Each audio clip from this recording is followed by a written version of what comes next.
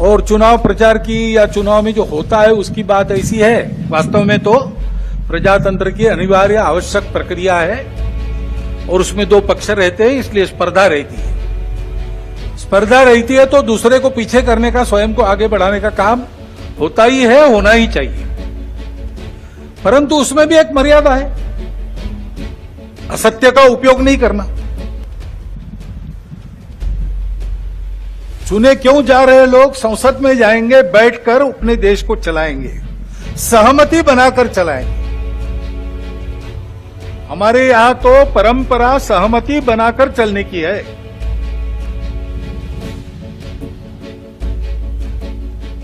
समानो मंत्र समिति समानी समानम मनस सह चित्तमेशाम। इस सहचित्त पर विनोबा भावे जी की टिप्पणी है। वो कहते हैं कि ऋग्वेदकारों को मानवीय मन का कितना ज्ञान था ये समझ में आता है। सब जगह उन्होंने सम कहा है, समानो मंत्र समिति समानी समानम मना, लेकिन चित्त के बारे में सम नहीं कहा, क्योंकि प्रत्येक व्यक्ति का चित्त मानस अलग अलग होता ही है और इसलिए 100% मतों का मिलान होना संभव नहीं है। लेकिन जब समाज में लोग अपना चित्त अलग अलग होने के बाद भी हमको साथ ही चलना है ऐसा निश्चय करते हैं तो सहचित्त बन जाता है। वास्तव में संसद क्यों है, उसमें दो पक्ष क्यों है? इसलिए है कि दोनों पहलू उजागर हो। किसी भी सिक्के के दो पहलू रहते हैं, ऐसे किसी भी प्रश्न के दो पहलू रहते हैं।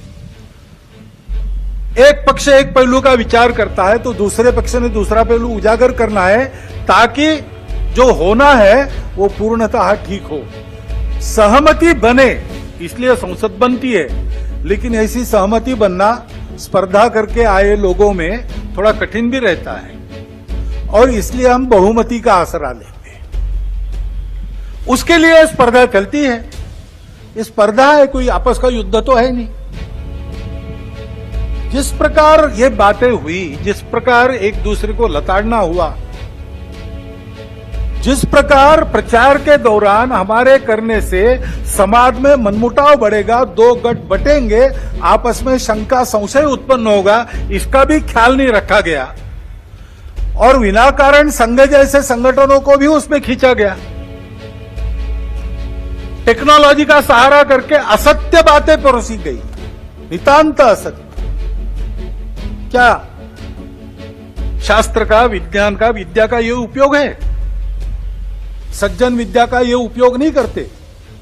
विद्या विवादाय ये खलस्य, ऐसा कहा है। विद्या विवादाय धनम मदाय शक्ति परेशान परपीडनाय खलस्य साधो विपरीतमेतत् ज्ञानाय दानाय च रक्षणाय।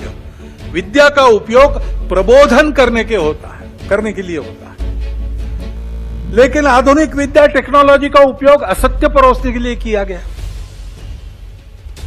ऐसे से देश कैसे चलेगा भाई? आखिर सबको देश ही चलाना है ना।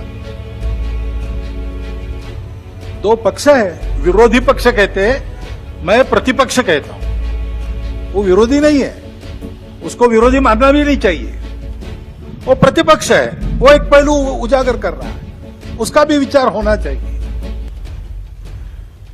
ऐसा जब चलना है तो चुनाव लड़ने में भी एक मर्यादा होती है। उस मर्यादा का पालन नहीं हुआ, क्योंकि उसका पालन होना इसलिए आवश्यक है कि हमारे देश के सामने चुनौतियां समाप्त नहीं हुई। अब सरकार बन गई, वही सरकार फिर से आ गई, एनडीए। अब ये ठीक है, पिछले 10 वर्षों में बहुत कुछ अच्छा हुआ है। आर्थिक हमारी स्थिति, आधुनिक दुनिया जिन मानकों को मानती है, जिसके आधार पर आर्थिक स्थिति का मापन करती है, उनको लगाए तो हमारी आर्थिक स्थिति बहुत अच्छी हो रही। सामरिक स्थिति हमारी निश्चित रूप से पहले से अधिक अच्छी है।